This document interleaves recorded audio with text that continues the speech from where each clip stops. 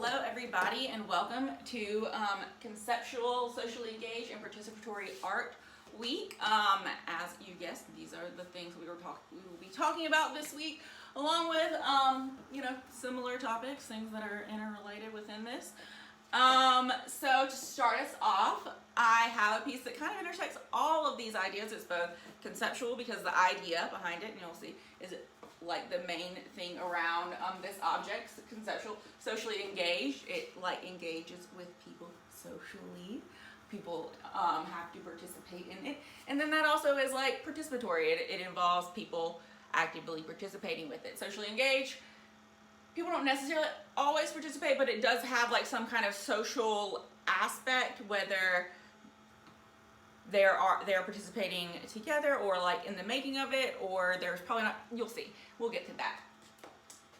Here we have El Tendedero, the Clothesline Project by Monica Mayer, and she is a artist from Mexico, and so she's been doing this project in some form, like iterations, since like the 70s, and it started in 1978. And what she does is she has these clotheslines because women are typically known to do laundry. That's like a feminine kind of thing, like women like hanging the laundry out to dry. And she has women write or respond to different prompts. So there's the occupation. So they respond to the prompt, as a woman, what I dislike the most of the city is. So they write what they dislike most about the city, and a lot of what the women, and it's only women that are participating in it, and it becomes a lot about violence against women and sexual assault, domestic violence. So it has that social message. And yeah, so conceptual, the idea behind it, and it's not like, yes, these are pink and it is now visually like appealing, but the visuals behind, like, and the aesthetics were not like the main function and the thought, like the reason for the making of this art project. So yeah, here we have it. Monica Mayer. Let's get started. All right. So to kind of explain everything, like where it all started, where all of this kind of stems from, well, I guess, here we are. So beginning as an algorithm, minimalism, so I guess everything stems from everything else before it. So conceptualism came from minimalism, but conceptualism also birthed everything that's to come. So conceptual art is a art for which the idea or concept behind the work is more important than the finished art object. So it means this is the kind of art that the guy in our book or the podcast, he's not like a fan because he doesn't get behind the concept, it seems, unless there's like a visual, like aesthetic thing. Anyways, that's the point of conceptual art. So conceptualism challenged authority and paved the way for artists to turn the investigation towards other aspects of life, including inadequacies of representation based on race and gender. So this was like the first time that people were trying to, well, not the first time, people were trying to do something different, but this was like the Dada movement. That was like conceptual, whenever people were really like playing with the boundaries of what is art and what can be counted as art, and like, do you need to have a product? Do you have to actually make something, like the ready-made, like the Duchamp toilet? You know, here, okay, so here, this is by Joseph Kosuth, and this is called 1 in 3 Chairs. It's from 1965, and it's one of his best-known works, and it's a visual expression of Plato's theory of forms. So here we have, so he has it 3 chairs. So Plato's theory of forms is that non-material abstract form or ideas, so the idea of a chair, and not the physical world possess the highest and most fundamental kind of reality. So basically, he's saying that at all aspects of this being a chair, so like the definition of a chair is like one of the three forms. This is the actual picture of the chair, and the image, the photograph of the chair. So it's kind of like leveling the playing fields and like reducing the hierarchy and saying that all of these things, none is like better than the other, but also the idea of it is, of the chair, is the highest of its reality. So all of these are the same because the ultimate is the idea. It's really theoretical. You'll have to read a lot of Plato. But this is what conceptualism and conceptual art kind of stems from, or like some of conceptual art, I would say, not like obviously all of it. So yeah, it's like ready-made. It's like, yeah. Okay, next. All right, so conceptual art kind of leads us into relational art. So again, like it's where the idea is, and all of these are conceptual art, so you should know that in all of these things, the idea is the main thing behind it, but sometimes it's like here, the relation is like what we really want to focus on. So this is called relational aesthetics, and relational aesthetics is a term created by the curator Nicholas Bourriard. I'm struggled with his name since 2016. Ricard Tirivania,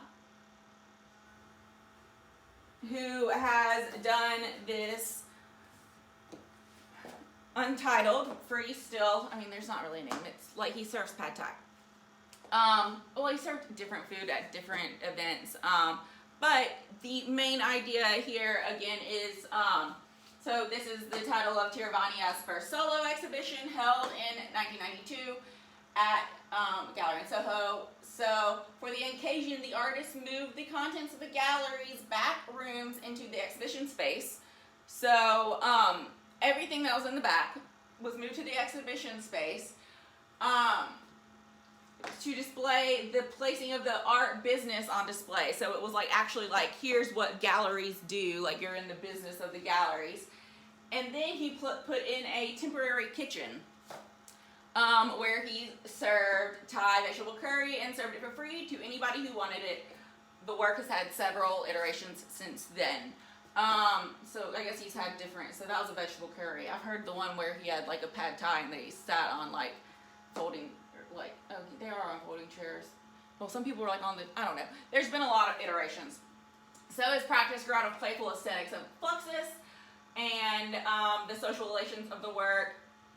So yeah, he deals with social relations. So after this is what it is. Like this is, y'all are gonna read about like the event, and that paper I know is like dense AF, but it's a really great read if you give it a chance. So where was I going? So the idea and the concept of this and like the relations, that is like the relationship there. There is nothing that's like the product, there's no product like to take away. Like once this is the event of this is like, once it's over, it's done. And so we just have to know about it through pictures, and like that's why there has to be more iterations.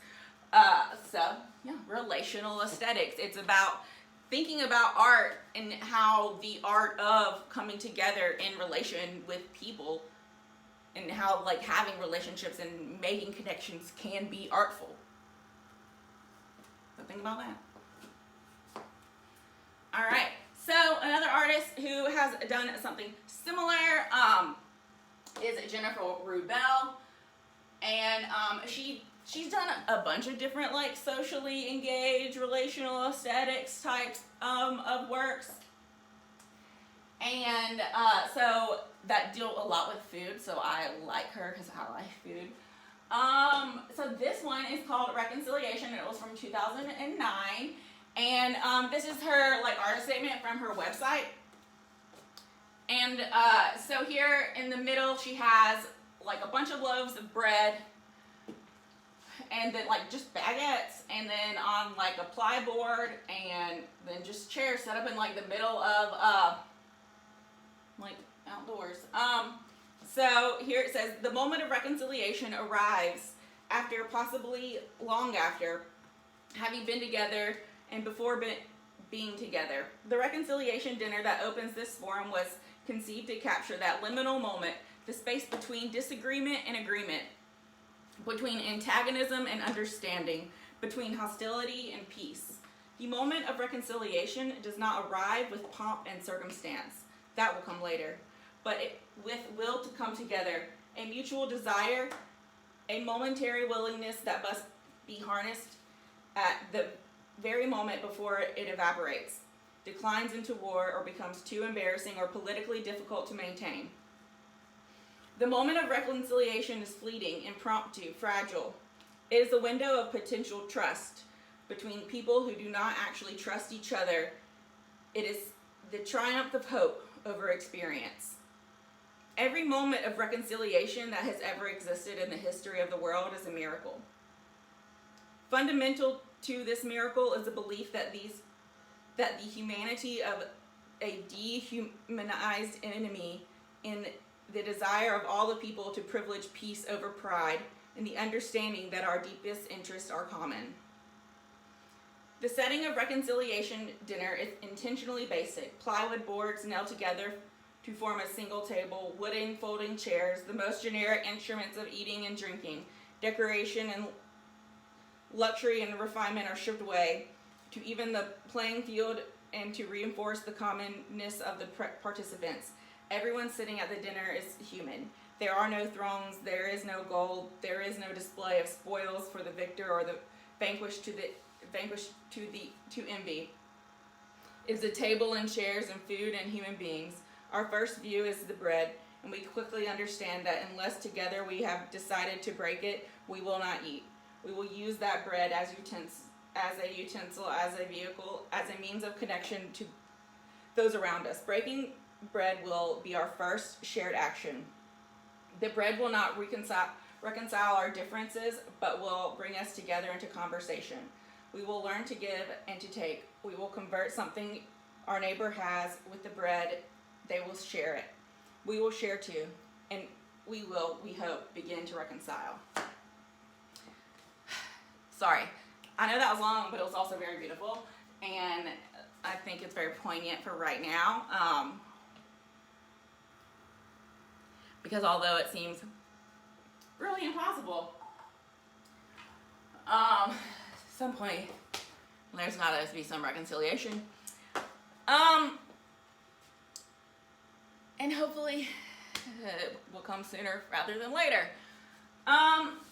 So yeah, this is May in 2019, and you know, this will always be relevant. The breaking of the bread with your enemy, like coming together as humans, realizing the commonality and humanity. But the point in both of these is that, like, at the end of the day, whenever these are done, all that's left is some pictures, like, in like some wood. They probably rented the chairs. Like, so it's not about like the permanence of it, it's about the relations that happen in the event of this occurrence, this art occurrence. Alright, so this brings us to socially engaged art. I should have made that a different color over there, sorry guys. So socially engaged art describes art that is collaborative, often participatory, and involves people as the medium or material of the work. So yeah, like this would be like considered socially engaged as well. So the term social turn was first used in 2006 to describe the recent turn to socially engaged art. So people haven't like started using socially engaged art and like social practice like as commonly until about 2006. But you know, they kind of like reign under a similar umbrella. So here are some things to know about socially engaged art. So socially engaged art is based on a belief in the agency and responsibility of art and artists to affect social change or influence the world in some way. Socially engaged art uses forms and materials beyond those used in the studio art and often operate outside of a conventional nonprofit or commercial presentation setting and format. And so, yeah, they don't often use like the same, like, we're gonna have this in a museum, or like we're making a product and like here's like I'm gonna sell it. That's what that means. So socially engaged art often involves artists working in collaboration with community members, other sectors, or other artists. So it's often like about working with people, socially engaged. And it may include a subject matter that addresses social, political, or economic issues, but it doesn't have to. It doesn't have to. So it can address these things, but it doesn't have to. It's more about like the social aspect of it. So like, well, we'll see. I'll show you in a second. This first one. So this is bit my tongue. This is a good example of how art is like of the art that is socially engaged, but it does not address anything like political, economic, or issues. It doesn't really address issues. It's just about, you'll see. So this is Oliver Herring's Task Party. This video is currently on your on the calendar. You can watch it from here. I'm not going to play it because this speakers like are crap and you can't hear anything, and it's kind of long and I don't want to do that. So it's 6 minutes. Just watch it later. So Task is an improvisational event with a simple structure and very few rules. Task can be planned for a more formal setup with an application process and predetermined number of selected participants, or a more open structure which would be like a task event, or an open structure which would be like task party, or like workshops that's in classes. I like task parties because it's like people get to come and it's like very relational, but those are like different formats that you can do it, because sometimes you just want to do it with your students, and yeah, you don't need extra people. So all task structures, events, and parties, workshops rely on the same basic infrastructure. They have to have a designated area. That's not hard. And a variety of props and materials. So it could be cardboard, plastic bags, pencils, and the participation of people who agree to follow 2 simple procedural rules. To write down a task on a piece of paper and add it to a designated task pool. And secondly, to pull a task from the pool and interpret it in any which way he or she wants, using whatever is on or potentially off stage. And stage is where the materials are put. When the task is completed, the participants write a new task and pull a new task, and so on. So it's open-ended. They participate. Once you complete a task, you put in a new task, and everybody keeps participating, and it's yeah. And there's just like materials, and it's all about like creativity and its open-endedness. So, to better explain this, we did a task party at UGA, I put on one. So, for this, what you do is, like he was saying, is people write tasks and they take them out and they write a new one and do the task. So the tasks are things like, one of the tasks in that video is going to be like become invisible, and the kids like wrap themselves in stuff. So here is a task party that I did for Family Day Spotlight on the Arts in 2017 with the Art Education Department. And so there's like a lot of families and kids, so I covered all their faces. And so they all come together and they pick up a task, and it'll be like, draw a horse, or sing your favorite song, make 3 friends, and it's all about like social relations and like creating and like working with people. I'm gonna be honest, this one wasn't as successful as I wanted it to be because it was a family day and families tended to want to stay together, but watch that task video and you'll see how it really does work, because a lot of the tasks are asking you to like go up to 5 people and give them a compliment, or make a friend. Like, they're very open-ended. Some of them are like very clearly like make something. So yeah, it's fun. And yeah, that's like a little, but at the end of the day, this is the thing. Like, at the end of the day, this is an event. That, like, once this is done, it's done. Like, there's no product taken away. So, people question, is it art? You can decide for yourself what you think. All right, so now on to community art. So, community art is artistic activity based in a community setting, characterized by interaction or dialogue with the community, and often involving a professional artist collaborating with people who may not otherwise engage in the arts. So, community art is a lot of times whenever you see an artist,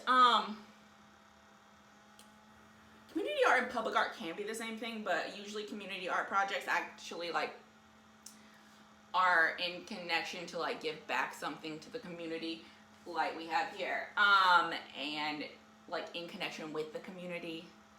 So here we have Rick Lowe, and he did Project Row Houses, and so he's been doing it. It's still like a project from 1993 to now in Houston, Texas. So Project Row Houses is a development. Project Row Houses is a development in the 3rd Ward area of Houston, Texas. Project Row Houses includes a group of shotgun houses restored in the 90s. 8 houses serve as a studio for visiting artists. Those houses are art studios for art related to African American themes.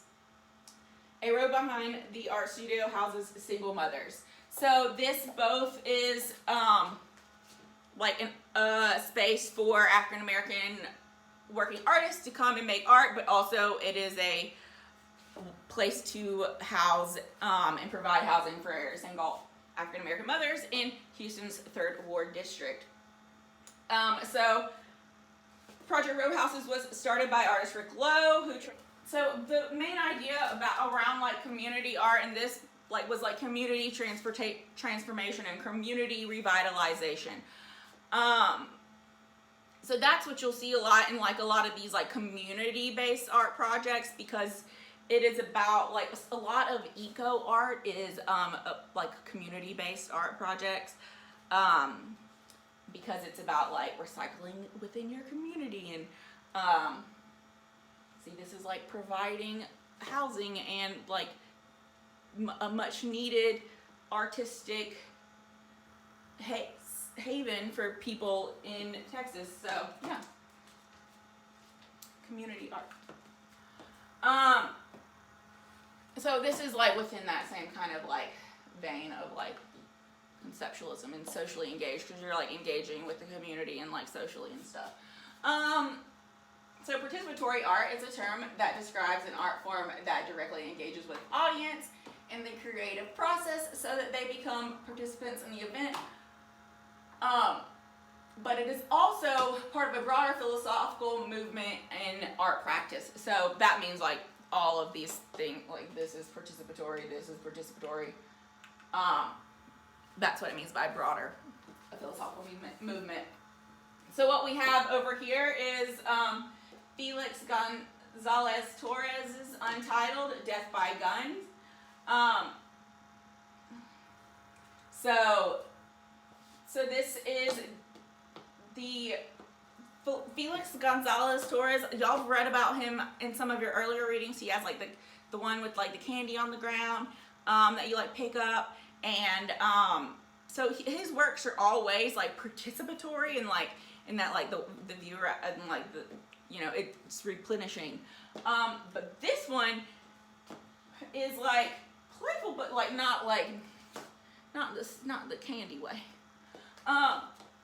So this is this huge stack of posters on which the victims of gun violence were printed, and it was destined to be continually depleted and replenished as each viewer was invited to take one from the stack. So this isn't a limited number of runs of these. Like, he was like, we're printing these off. These are like continually replenished. So he addressed, so here's the statement. Gonzalez addressed love, mourning, and loss in his art entitled Death by Gun, in a unusually direct approach to themes. So this was from 1989, and yeah, in 3 decades since the work has been made, the message has only become more urgent as gun deaths and mass shootings continue to be common American tragedies.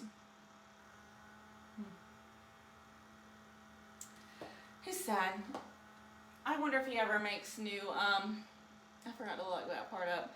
I don't know if he does like reiterations since then, or if it's just like the same people. Interesting. Alright. So, interactive art. So interactive art describes art that relies on the participation of a spectator. So, these are similar, obviously, but a little bit different. So this one, you actually have to participate and engage, and like as the audience, that's part of it. Like, is like the constant replenishing, and like that's part of this. But also, this is interactive. But all this requires is that you walk by. So this is a sculpture that you can go see for yourself and interact with, if you want, which you should, because it's cool. So interactive art describes art that relies on participation of a spectator.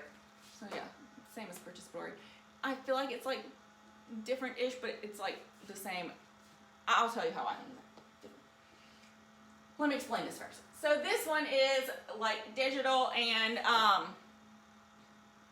this is called Shimmer by Rebecca Rubenstein. It is a long modular steel sculpture installation with LED lights and motion sensors that creates trails of light in reaction to the movement of the viewer. Both the hexagonal sculptural forms inspired by hydrocarbon structures and programmable lighting that integrates bioluminescent patterns from the deep sea video relate to their presence of some kind of Goa-Mass basin in the Sea of Cortez. So it's about like stuff in the water. So this is like if you're a science person, this is definitely something to see, because this is about like the stuff in the water that like changes color when you touch it, the bioluminescent stuff. And she this artist spent a bunch of time in a submarine doing research with Mandy Joy, who is is she a professor or is she just a researcher here? I don't know, but she is very smart, and she's at UGA as well. So yeah, go see this. It's at the Georgia Museum of Art. This is interactive. Interactive art is also often used to talk about internet and web-based art because it is interactive on the web. So that's the more digital art I often consider to be more interactive, because you're interacting with it, but you're still not touching it. You're not it. Yeah, it requires your participation, but yeah, it's not like an active. Yeah, it's just different to me. There we go. And they're just different terms, so they must be different in some way. I don't know. Okay, so now we're going to talk about art intervention. So the term art intervention applies to art designed specifically to interact with the existing structure or situation, be it another artwork, the audience, or an institution, or the public domain. So this is Jenny Holzer's Vigil from 2019. This was in New York and on the Empire State Building, and I don't know what these buildings are. So I had it in my notes, and my notes just deleted themselves. So here, this is about gun violence, and she does these guerrilla projections. Like, she doesn't necessarily get permission to do that. Speaking of, did y'all see that artist that did the projection of the Biden-Harris on the Trump Tower recently? That was funny. In New York, obviously Trump Tower in New York. So here, projections are often a way that people can make art interventions, because just like here, like, I can just project anything up there and you can do it from far away and take it and go, like, and not get in trouble. So Jenny Holzer does this. So on this one, it says, around every day you know someone or they know someone who was shot or had a gun held to their heads. Any shooting was a hate crime. And then this one says, if we were caught in the crossfire, I was shot with an AK-47. They said it was wrong place at the wrong time to be glad. So she is projecting people that are survivors of gun violence, or that know people that have died of gun violence, and their quotes on these walls in New York. And this is an art intervention because she's like working with a structure that's already there. Yeah. So another artist that did that like does art interventions, and I mentioned this is actually two artists, or three artists. I mentioned this before, but like briefly whenever we were talking about balance, because yeah, this is the seesaw. So San Rafael Fratello and Omar Rios. So Rael San Fratello is like, it's like a husband and wife or partners, like, artist group, and then Omar Rios is a different person, or like maybe that's like a firm, architecture firm. So this is called the Teeter-Totter Walls, and this is the Mexican border wall, U.S.-Mexican border wall, and so San Fratello said the border is a literal fulcrum of U.S.-Mexican relations, and building walls severs those relationships. The wall and the unfortunate politics of the wall not only separate countries, but regions, cities, neighborhoods, families, and more recently, a separation of children from their parents. Parents who we don't know where they are now, apparently. So, to kind of play with the idea of the wall and, like, hostile architecture, and, like, they created these teeter-totters. The teeter-totters are meant to be, like, intentionally, like, movable and easy to set up, because obviously there are people patrolling that wall. But, so this was still, like, an art intervention that was going to happen, and then it was, like, going to be gone. So yes, like, these still are somewhere, but they don't stay at the wall. Like, it's not an art installation. So that's, like, the point of an intervention. It's like people are interacting with it for a short period of time, then done. All right, so next we have alter modern. So alter modern is a term coined also by Nicholas Boyard in 2009 to describe art made as a reaction against standardization and commercialism in the context of globalization. Formally speaking, it favors process and dynamic forms to one-dimensional single objects and trajectories of static masses.